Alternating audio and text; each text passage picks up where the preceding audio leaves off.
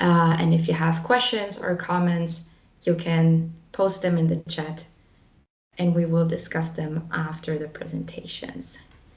Thank you very much, Leonie. Okay, perfect. Thank you, Alice. I will now share the PowerPoint, yeah? Yes, please. And I will post a link in the chat with some additional information about the work and lives of our very illustrious speakers that you can read. Okay. Mm-hmm.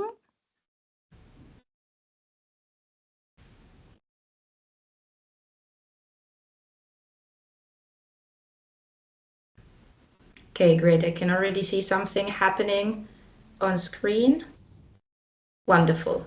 Thank you very much, Leonie. And now over to you, Professor Dr. Leendertz.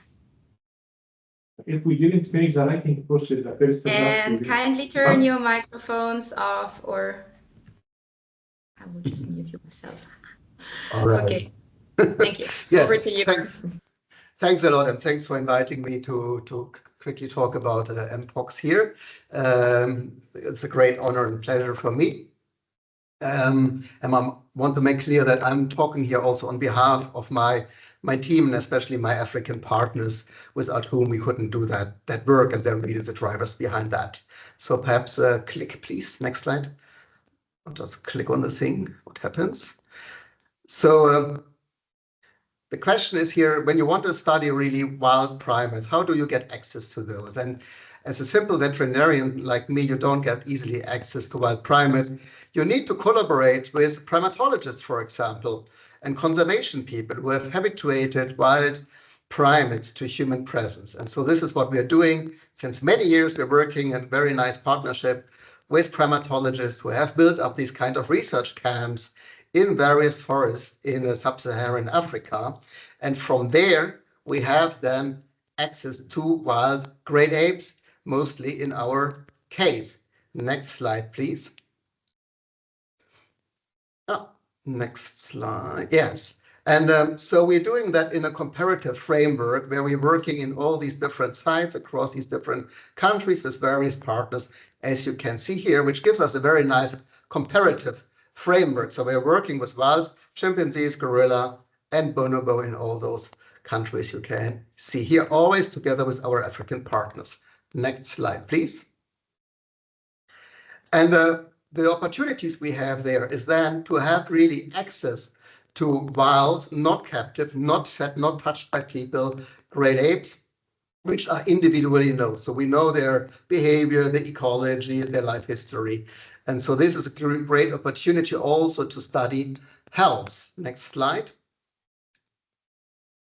And so we can, approach them, but we keep a distance for hygiene and safety measures to protect the great apes, basically. Next. And we can collect non-invasive samples, such as feces samples, which we will see later is a very important source of material to do also diagnostics. Next. And then when the chimpanzees, gorilla, bonobo, or other primates, which we're also working with, die, we perform necropsies under very high safety standards. Next. So that's something you should not do without proper training. Next, please. And we do that on all kinds of primates, as I said, we find dead. So this is something which is very important samples collected, but only by especially well-trained veterinarians with extra equipment. Next. Why does it all make sense? It makes sense because those wild great apes are our closest relatives. Next, please. And they're our, as I said, closest relatives. As you all know, we are taxonomically speaking great apes. So whichever disease matter for them will also matter for us and vice versa. And some of the great apes, like the bonobo and the chimps, are also omnivores. They go hunting, consume meat. So they're also presenting a hunter-prey model system. Next, please. So very briefly, what we observed in the wild chimpanzees here, in this case in Taï National Park, were outbreaks, 3 different outbreaks of monkeypox, first time described in wild primates, first time described in wild great apes. And as you see on the top right, some of them presented the classic symptoms which we know from Mpox also in humans. But very interestingly, and you'll find all the details in this article, we also had several individuals which showed rather mild disease, which is something we should have looked at more carefully because it became very important for Mpox in the epidemiology as well. And interestingly, some of them also developed severe respiratory disease. So they pointed us towards not only the classic disease manifestation. Next slide, please. So here, one example of the disease progression in a young chimpanzee, and this little one here, you can see that it really starts with very few pustules. Then you have the centrifugal rash affecting the whole body. The individual was really weakened, and we thought it would die. But actually, this one recovered nicely. As you see here on day 19, it looks really almost perfectly well. Again, next slide. So what we could do, because we are working with those great apes since many years, we collect feces samples from those individuals also during the course of the outbreak. And in the gray shaded areas here, you see those which showed symptoms, and all the other dots present samples of individual chimpanzees. So these lines are like individual chimpanzees. And you can see that we find nicely the Mpox virus in the feces. We can actually culture it, and we can also capture and sequence the full genome from it. What you also see here, if you look more carefully, that not all the positive dots, so the full dots, actually represent a clinical case. And this is because the chimpanzees, they're used to groom each other, and the more little crust they have, the more interesting for them. So some individuals ate the crust, very infectious material, and shed it in the feces, but did not develop any symptoms. And at the moment, we're trying to find out with serological methods if actually they did some kind of perhaps natural vaccination, or if they had antibodies already from before, from outbreaks, which must have then happened in some of the cases more than 45 years ago, because we're observing them since many, many years. So the methods here are really well established now to also monitor non-lethal infection in the wild great apes. In addition, on the right side, we tried to find out where did they get infected, what's the source of infection by doing the meal analysis. So with meta-barcoding methods, you can find out what exactly the chimpanzees have been eating in the weeks before the outbreaks started. Next, please.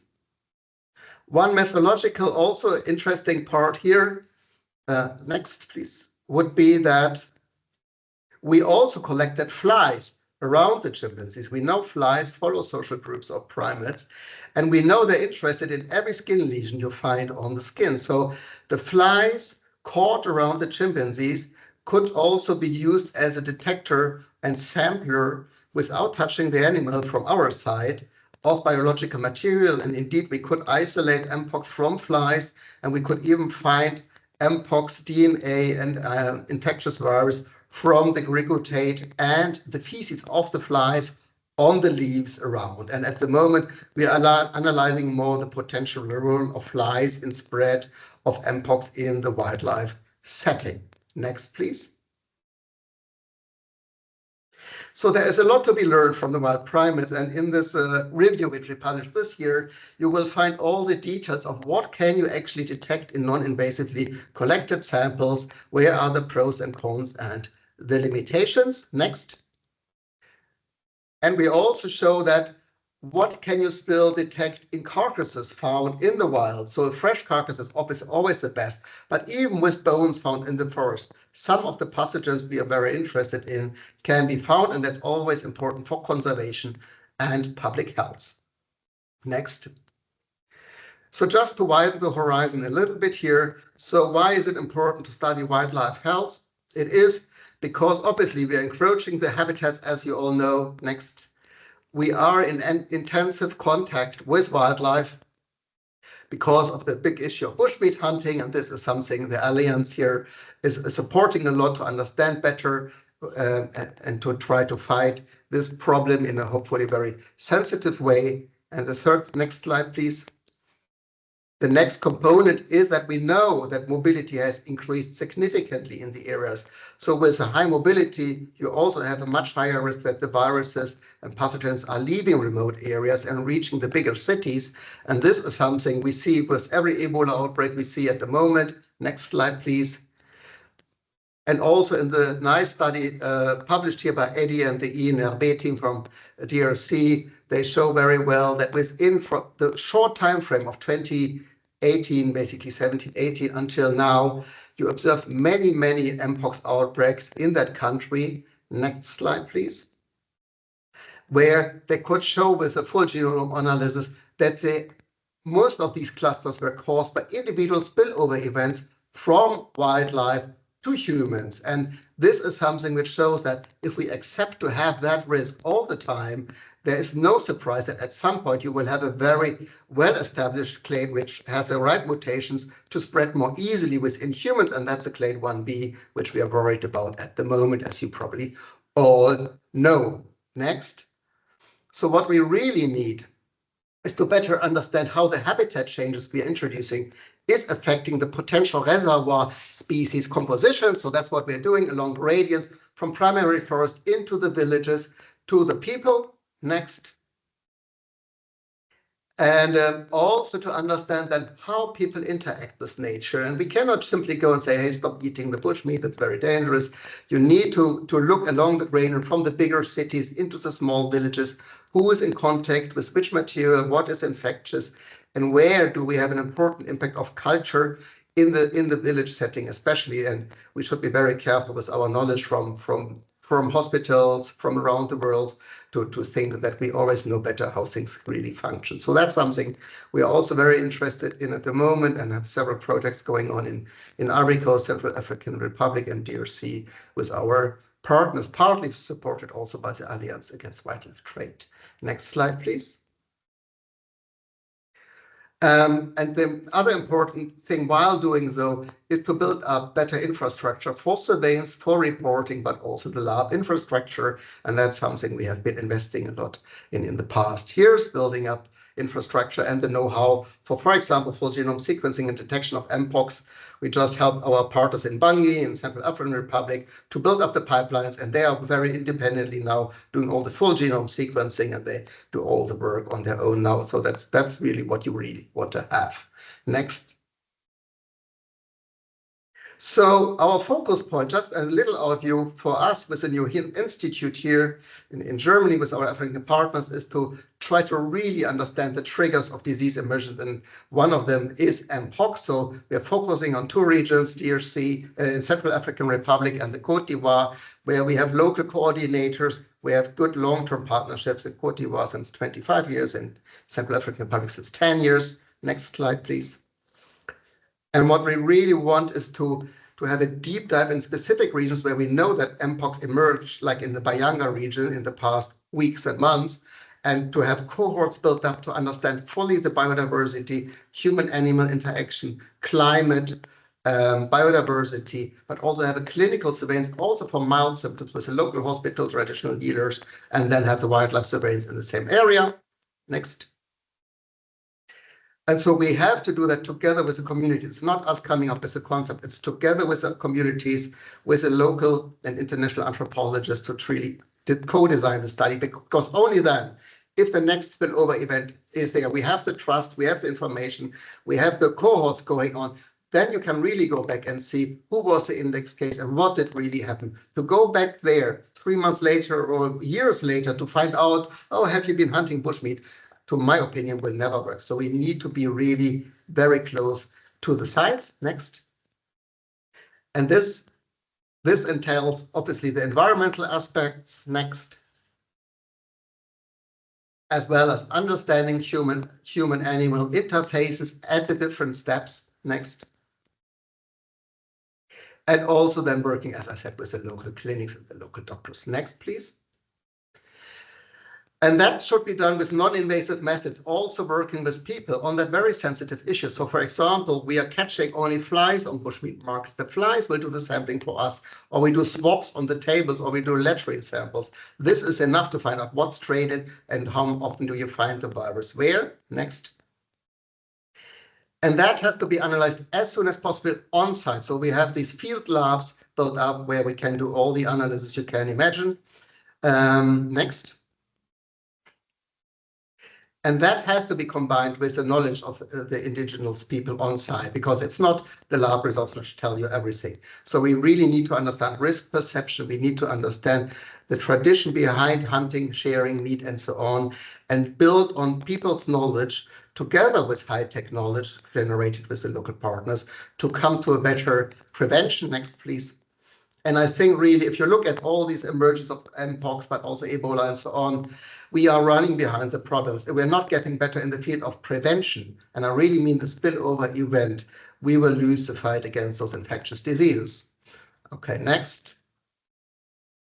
And I hope I was not too long here, just to show you never do One Health alone. If someone says, I do One Health, that cannot be true because nobody has the expertise to do that. So you need international, you need a transdisciplinary collaboration. And that's actually a very nice challenge. And also that's what making this approach really powerful and fun. And I hope I was not too long here. Thanks a lot for your attention. Thank you so much. A well-deserved round of applause for your really impressive presentation. I think the visuals for me were very, well, they made a long-lasting impression. I really hope that you will share at least some of your slides with us so we can upload them on the Alliance. Great research, great field work, and very well explained. Thank you again, Professor Leendertz. I will just try to convince our great audience to post questions, comments, things you would like to have explained in more detail. Please post it all into the chat and we will take those up afterwards. I don't see any comments so far now. I think people are still processing what they just learned. And hence I will give the word to Dr. Kitsito Kakule. You would be up next as speaker. I don't know if you will share your own presentation or if you wish us to share, just say the word. You are still muted.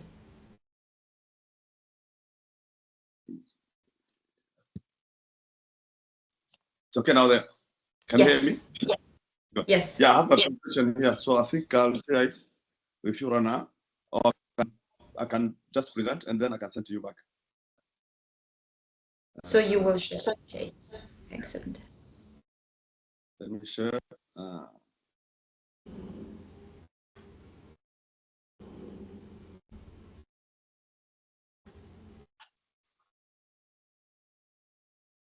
And I see we already have a question posted in the chat by our dear colleague, Ute Allenberger. Thank you. We will take it up afterwards.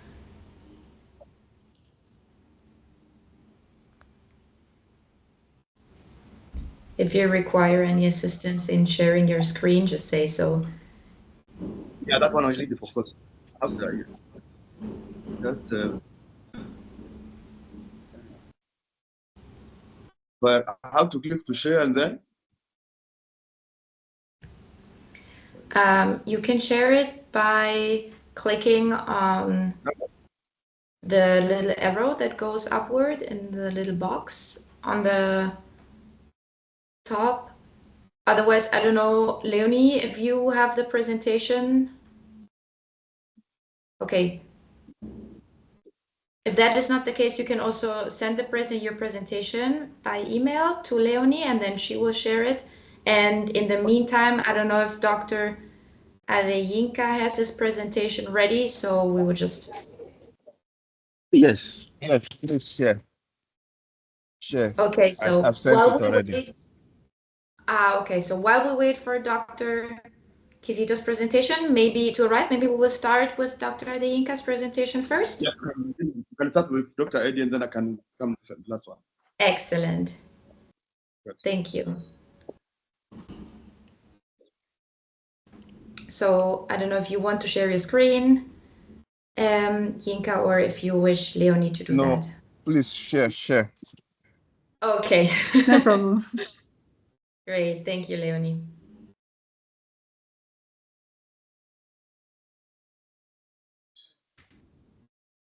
There we go. Perfect. I can see Okay. it. The floor is yours. Okay. Good morning, colleagues, or good day. My name is Adeyinka Adedeji. I work with the National Veterinary Research Institute in Nigeria, West Africa. I will be sharing our experience on monkeypox virus animal reservoir status and the possible role of bushmeat trade in zoonotic spillover in Nigeria. Next slide. Okay, so this is the outline. Next slide. Next slide. Next slide. Okay, so Mpox is a zoonosis caused by monkeypox virus of the genus Autopox. In this same group, we have the variola virus, which is the causative agent of smallpox, and several other related pox viruses, including cowpox, camelpox, and then tetanus. So the human cases of Mpox were first recorded in Nigeria in 1971 and then 78. Then there was a period of 40 years where there were no reported cases till 2017. But between 2017 and to date, in Nigeria, we have over 1,000 confirmed cases with 17 deaths. You can see cases have been reported all over the country. Next slide. So between 2017, you can see the trend to 2022. Most of the cases initially were reported in the southern part of the country. And then in 2020, obviously there were no much reported cases because of the distraction of COVID-19. So enhanced surveillance was poor then. But after COVID-19, particularly in 2022, you can see that Mpox cases really increased. And again, Nigeria was reported to be involved in travel-related Mpox cases to Europe and Asia and even to the US. Next slide. So being a zoonosis, the question is, what is the animal reservoir of this virus? Although it was first reported in monkeys, but monkeys may not be the reservoir or the sylvatic reservoir of this virus. But this virus has a capacity, unlike other members of Autopox, to infect several species of animal.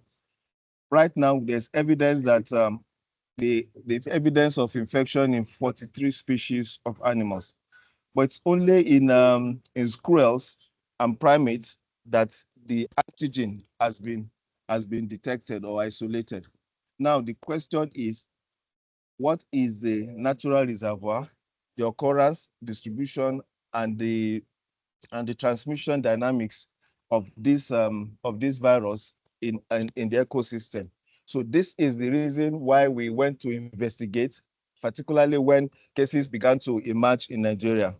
Next slide. Next slide. Okay, so in 2018, a One Health team was constituted, multidisciplinary, including veterinarians, medical doctors, zoologists, conservationists, microbiologists. So multi-sectorial, we started first by training on animal monkeypox virus reservoir surveillance. And then we also did a lot of training on IPC, infectious prevention and control, since Mpox is a very infectious disease. So after the training, we carried out surveillance activities in certain parts of Nigeria. Next slide. So our surveillance activities were in forest areas, farmlands, national park, bushmeat market, communities reporting Mpox cases, local markets with rodent population, and correctional centers. Correctional centers, I mean prisons. A couple of prisons in Nigeria were reporting community spread of Mpox. Next slide. So this is the pictures of the different surveillance activities we carried out in forest in different ecosystem, and then we set traps, particularly targeting rodent and small mammals. And like I mentioned, some of the areas we went to were communities that were also reporting cases of Mpox. And because of the areas we go to, sometimes we have difficulties in storage, and that's why we also go with good cold chain system. Next slide. So this is just necropsy of when we capture when we trap the animals. Next slide. So between 2018 and 2024, we collected over 6,000 sera and tissue samples from over 1,000 species of animals. Now, after screening from this captured rodents or small mammals, we didn't, apart from one sample, we didn't detect any autopox or Mpox. It's only one sample we detected autopox antigen. But however, we detected autopox generic antibodies, that's IgG, in Prow mix, in Ratus, in Christosomics, the common mouse, and then feral cats who entered our traps. Now, the interesting thing is for the Ratus that we captured, it was inside a prison facility that had previous cases or ongoing cases of Mpox. But the assay is limited in the sense that there's no validated assay that can differentiate between the different members of Mpox and of autopox. And then autopox viruses are very related, and they cross-protect and cross-react. So, but in this species that we detected antibodies, it's autopox, but we cannot really say whether it is Mpox virus. Monkeypox virus. And then the other interesting thing also is that also for the feral cats, it was in communities also that had reported cases of Mpox, that we had this high prevalence. 50% of the feral cats that we sampled had anti-autopox IgG antibodies. Next slide. So these are the areas we collected samples on my left, and then on the right are the areas where we had antibodies, anti-autopox antibodies. Next slide. Okay, so we put out a small publication in one of the national park. We trapped these rodents, and then we had lesions. You can see the lesions, and the lesion was positive by PCR for autopox, but it was not Mpox. Next slide. Next slide. Okay, so another activity we did was to be able to have a a synchronized, validated Mpox animal surveillance strategy document. We support with the from the WHO. We're able to develop this document, and it's going through the last phase of validation. And once it's ready, I'm sure I will share with colleagues. Next slide.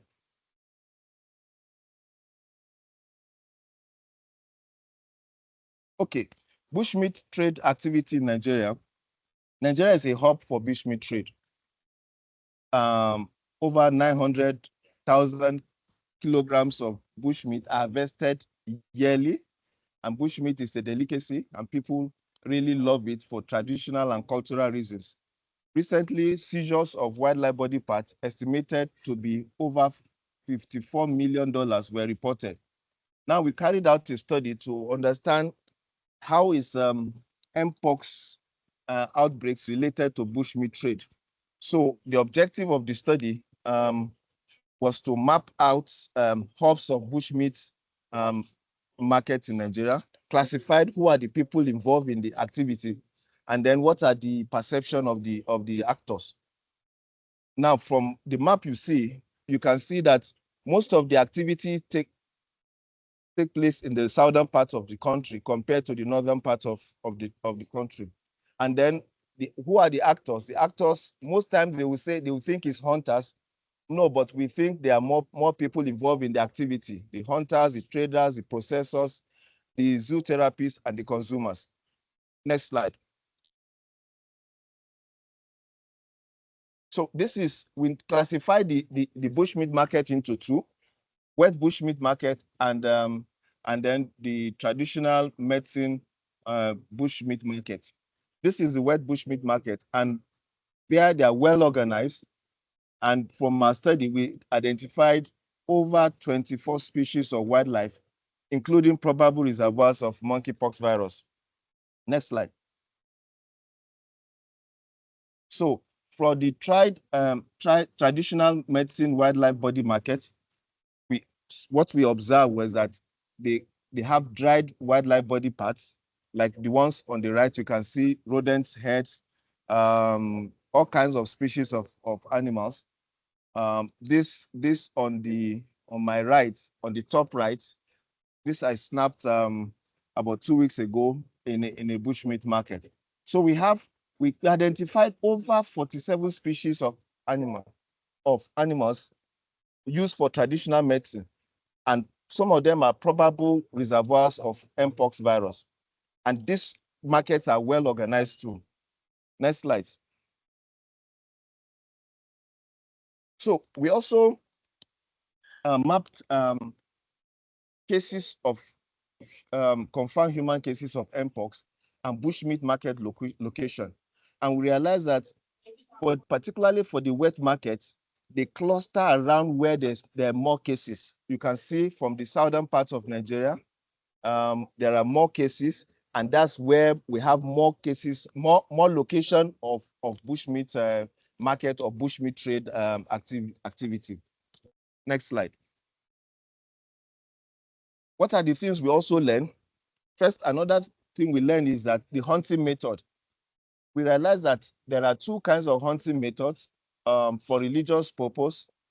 Some who are of the Muslim faith prefer to capture the wildlife alive, and therefore in the process they will have to slaughter the halal slaughter, and therefore there will be a lot of blood splatters and all of that. So it's a risky activity.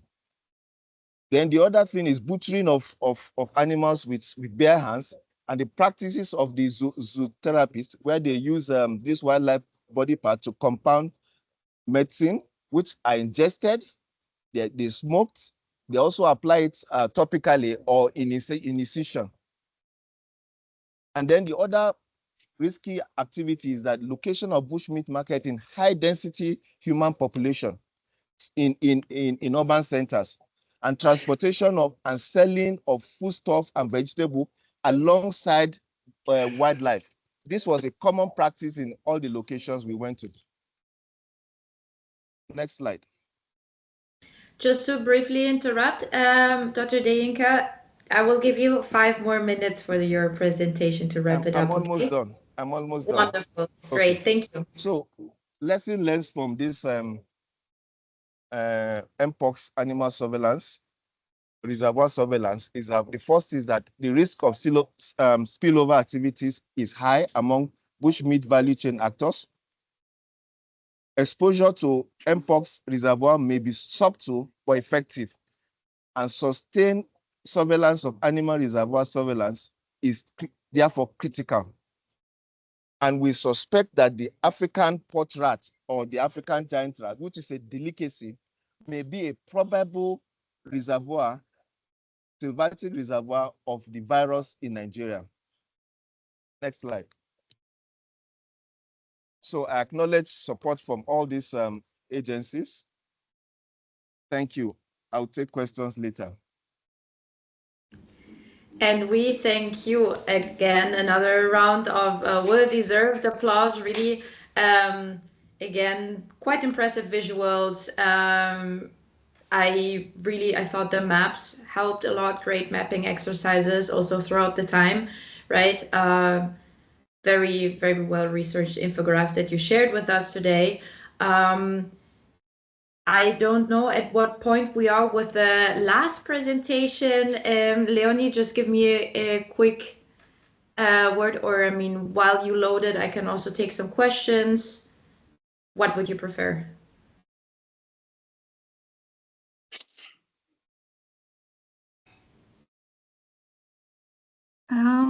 Please take some questions. I don't have a presentation yet.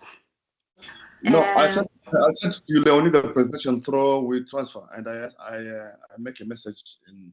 I don't know if you get it by email.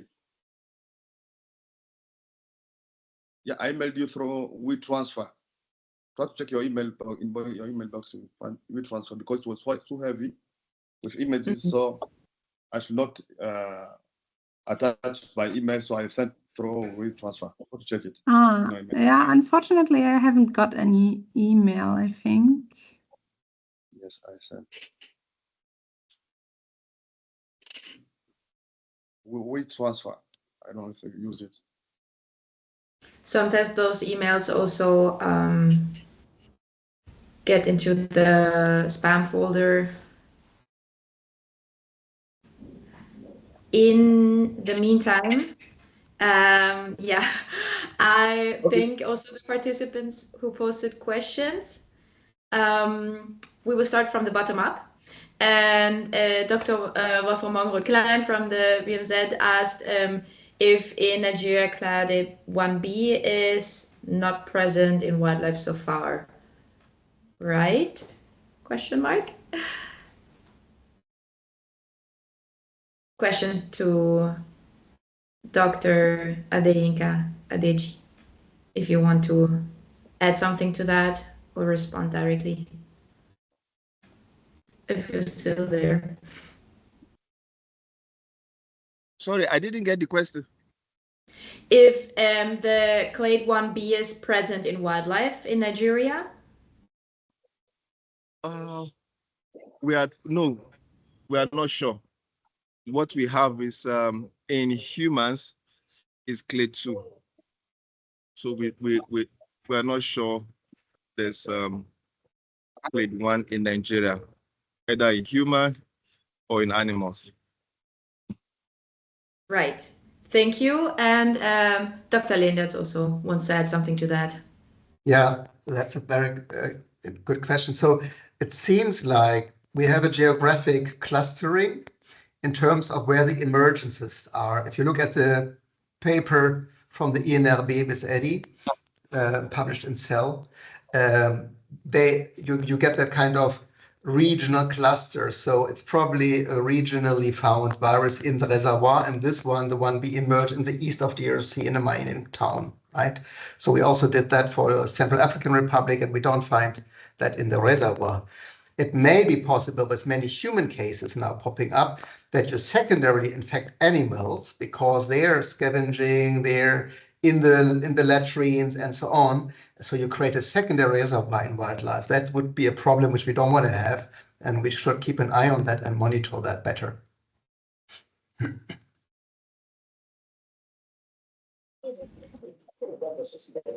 Right. Thank you, Professor Leendertz. I will go from the bottom up, and we have another question by Dr. Wolfram Mongroth-Klein. How the human medicine sector in DRC takes up the result of your work. I think that question is directed to Professor Leendertz, and if there are any ongoing discussions between the human and veterinary sectors or silos, I suppose. I don't know if my colleague from DRC would not be better placed to reply to that. Dr. Kakule, because I just know from my partners that there is a good discussion across the sectors. There is a One Health platform they organized in the DRC, and so people are talking well across the different disciplines. So I think that really COVID woke up lots of people, and these links have been there and they can be nicely used now. But perhaps he has a more deep insight there. Yeah, Dr. Kakule, if you want to respond to that, I can. what your impression is regarding.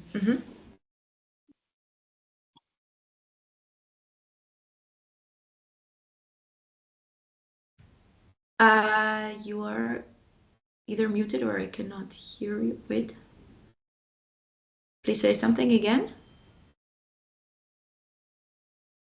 Yes, in DRC. There we go.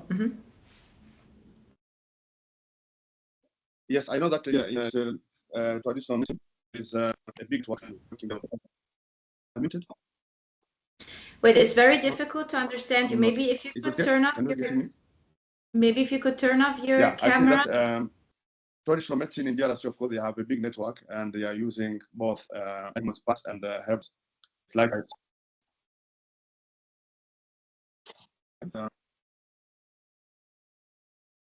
that's not okay. Okay, let's try it again, please. Yes. Yes, that I was saying that in DRC, of course, traditional medicine. These guys are working a lot and they have their network using animal parts, either wildlife animals or domestic animals, but also vegetable. And I saw last time against when I was on field, they were treating Mpox cases, patient with some cassava leaves, which for them it's a traditional medical, but it was not caring a lot. So they was using by final. It was difficult for them to get a complete treatment, and there was on final coming to the hospital about that.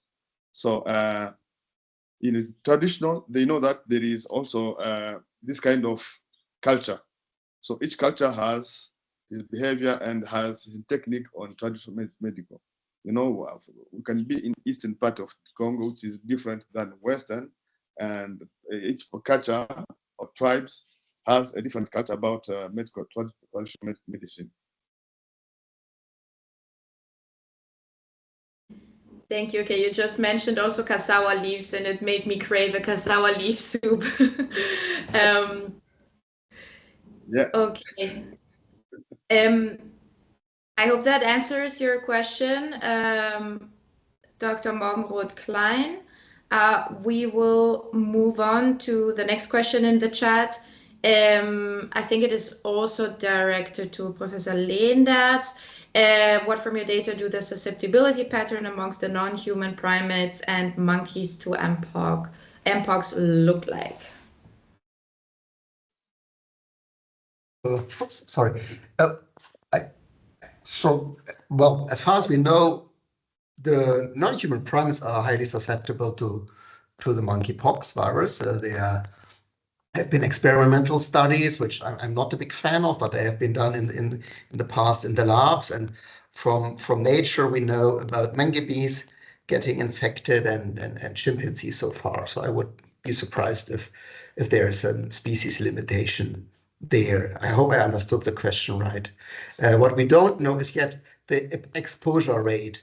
And as I said, the immunology there, right? And for example, the chimpanzees, they were grooming each other, and we find the virus in the feces of individuals that did not show symptoms. So the question is, did they have antibodies, protective antibodies before, and this is why they were able to eat basically very infectious virus, or perhaps the virus simply didn't make it to infect them, and why is that the case? So there are still many, many unknowns in the epidemiology in the wild. All right. Thank you for responding. And also, if you want to the participants, if you want to add on to your question or didn't quite, or if you want to get into more detail, you can also just raise your hand. And we move on to the first question. Thank you, Ute, for your patience. Regarding the chimps photographed, I think from the visuals from Professor Leendertz, when was the Mpox outbreak in the photographed chimps that you shared? So you find the details in the paper. We had several smaller outbreaks. That was 2018, 16, something like that. And actually last year, we also had a small outbreak in the monkeys and so on. So there's, if you look, you find. People always think there's nothing happening, but we're just simply not looking. All right. Thank you very much. I don't see any further questions in the chat. I just see some frustration because the presentation is not arriving. Very sorry about that. Looking at the time, I want to make a suggestion. Dr. Kisito Kakule, would you like to just share your findings without the presentation, just by speaking to us, and we will listen very carefully? Yeah, Leonie can check the presentation is gone, so I can be in PowerPoint, but it has gone already. Leonie can check his email. I haven't got any email because WeTransfer is blocked. No, yeah, I used I put it on PowerPoint. It can be, and I sent to you. Did you try to transform your PowerPoint into PDF? That really reduces the volume of the data, and then it's easier to send. Yes, I did it. Okay. But just while we wait for it to arrive, just to use the time, would you like to start just sharing your findings without the presentation, and then in the meantime? Okay, good. Thank you so much. Yeah, thank you. Over to you. So for my introduction, I'm Kizito Kakule. I'm a veterinarian, and I'm working with a local NGO named COSEGS, Conservation Public Health for Generations, but in collaboration with the Congolese Wildlife Authority. And that also I'm the country coordinator for PASA, the Pan-African Sanctuary Alliance in DRC, which is also the member of the Alliance of Wildlife Trade Risk. So I want to share with you the situation about Mpox outbreak in DRC. The outbreak in DRC, I had just a short presentation, and my plan of presentation will be I'll talk about just a brief history for the disease and the period from 1996 to the present day, the current situations, major challenges which is facing our country about this outbreak, and its conclusion. So for the brief history, as you know, the monkeypox was discovered in 1958 in Asia, but the first case on a human reached in Basankusu in DRC, since it was again Zaire in 1970. So that one you call sometimes that monkeypox is a Congolese disease, of course, because it got its origin on human in DRC. But also in 1977, it got the DRC, Zaire got the certification that the disease was eradicated. And now, 1990 to 1986, we discovered again 406 cases of Mpox in DRC. So that said that it was coming sometime when it was discovered, it was declared that it was eradicated, but cases continue to reach out and to appear. In 1996 again, and it's Katakombe also, it's in Sankuru province in Medium country, we reached again a big outbreak, around 511 cases. So it was around 78% of these cases, which is secondary cases. So up to now, the Mpox was discovered in 2022 in South Kivu. That's one I wanted to talk about, this outbreak, in particular in South Kivu. I don't know how the maps that I should share with you to show how the outbreak was evaluating since 1996 to today. But I'm sorry, I apologize because the presentation is not even going maybe. But about now the currently situation, what is this? The DRC is still the one country which is has many cases, and it takes around the first place in the world around the number of cases which are recorded per week, per day, per minute, per week, even per month.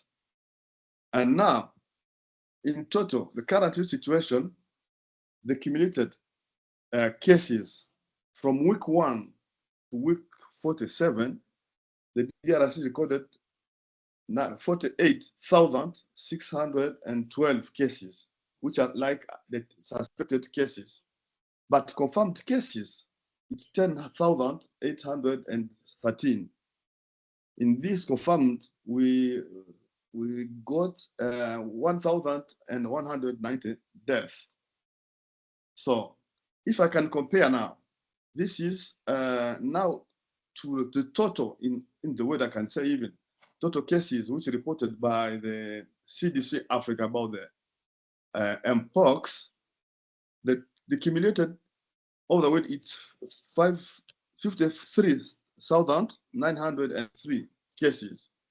Within the DRC only on that case has 38,185, which represented 70.8% of the total cumulated cases. That shows that the DRC has many cases which has reported.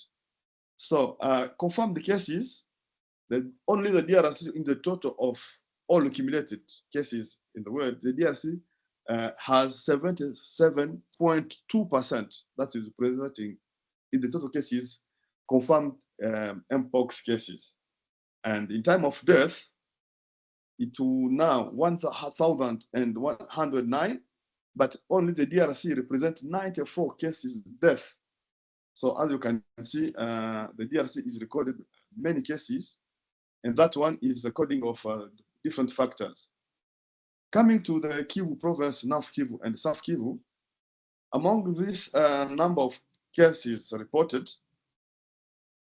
I mean, only South Kivu represented, because in DRC we have 48,612, but the South Kivu only represent 14,404. That can be around 32% of cases. But about confirmed cases, the Kivu only represented 66%, 66.8% of confirmed cases. So you can see that there is a little number, just a few number of cases suspected, but in confirmation, most of them, around 66% are confirmed. So that shows that the confirmation rate is very high in Kivu province than other provinces. Now, at time of death, the death is very low. It's around 0.22%. That shows that the survey is very high in South Kivu because people are, it shows that the collaboration between these epidemiologists and NGOs and health centers, because once the cases are not reported by time on the health zone, we can just record death in the community, but also if no one can report cases, there can no investigation, but also no sample can be collected and sent to the lab for analysis. So it shows that even if there is many cases in the time of reported cases and confirmation cases, but there is that good way to collaborate. That is different than Equateur and that other provinces when we can record a low number of, like I can take for example this Chopo province, when we have only 331 confirmed cases, but they recorded 104 deaths. So the death rate is very high. Even the Equateur, it have 1,315 confirmed cases, but they recorded 391 deaths. That's different to Kivu provinces. Of course, other factors it's allowed, which now can be the factors which are increasing this Mpox in this area. The first factor is insecurity, the war. As you know, we have this area, Kivu province, with this security problem, and there is now uncontrolled displacement of people.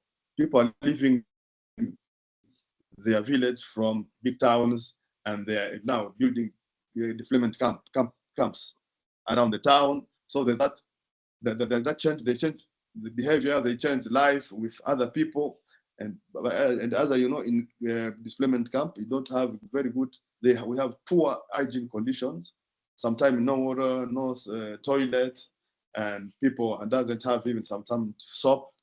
So hygiene condition is very poor. Another factor one is about infrastructures, bad road conditions.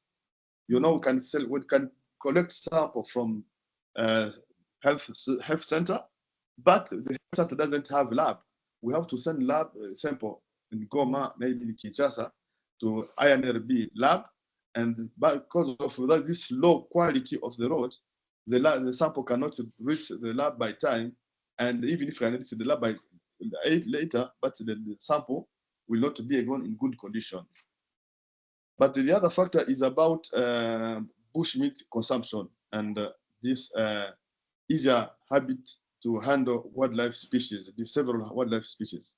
You know, on market, I'm happy to see that my previous colleagues were presented about this bushmeat problem, and also it's still the same problem in our country.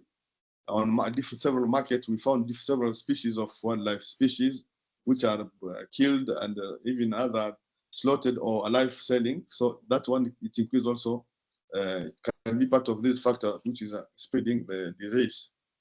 But the other one, the other factor is what is this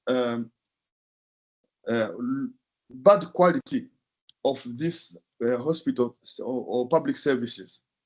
As you know, we have big country, and as roads are not in good conditions, this health center now also doesn't have a very good equipment about taking care of these people.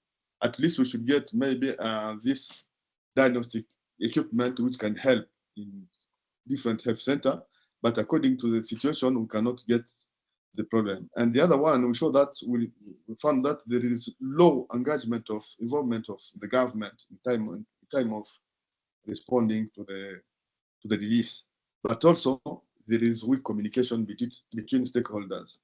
Even if there is some cases, but people are ignoring, and some of them they have lack of knowledge about the one life problem or survey. So once people are not aware about this kind of things, it's very difficult to respond. But also the last one I can say, there is no low number of these expert epidemiologists at the health center. You know, some in our health zone, we can find these nurses or medical teams which are expert, but they ignore sometimes the risk of the outbreak. So when there is this support about this consultant from maybe AFNET or this epidemiological NGOs, they come to increase now the survey of the disease, and it can now give very good result about the disease survey. For conclusion, Given to all these factors, we can say that the outbreak, Mpox outbreak, is not under control, because we are observing, we are recording the increasing number of cases, and people are not the most involved to reduce or to respond to this outbreak. We think that to increase the quantity of the vaccine and the campaign about vaccination against Mpox should prevent this increasing number of Mpox in different provinces, in particular in this one, South Kivu and North Kivu. The technical and final support is still very good to our government in general, but also in Kivu area, in part, many NGOs which are intervening, but you can see that they are not most involved in responding against this outbreak. But also they're campaigning this deployment of this epidemiology expert to support this health center as a CDC team or WHO team, AFNET, UNICEF, can support also and can help to prevent and to limit this growing of our Mpox outbreak in DRC. So thank you so much. That was my presentation. Very well done. Thank you so much, Dr. Kisito Kakule, also with all the technical disturbances that are always part of an international webinar. And I'm very glad that in the end we got some visuals and it worked. Thank you also so much, Leonie, for being there. Rapid response team in times of crisis. Great. I don't see, it's loading again, the chat. I don't see any additional questions as of now.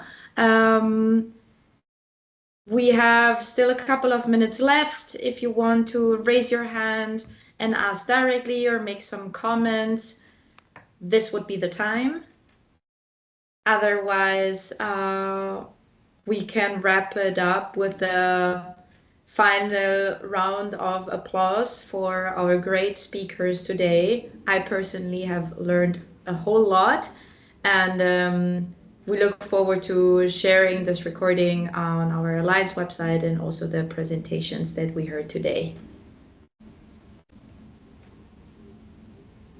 Great. Okay, I just see clapping hands so far.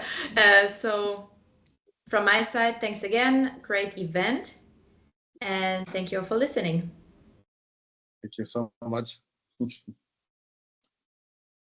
Thanks. Bye-bye. Thank you. Thank you. Bye-bye. Yes. Have a wonderful day, everyone. Bye. Bye-bye. Bye. Thank you. Thank you. Thank you. Bye.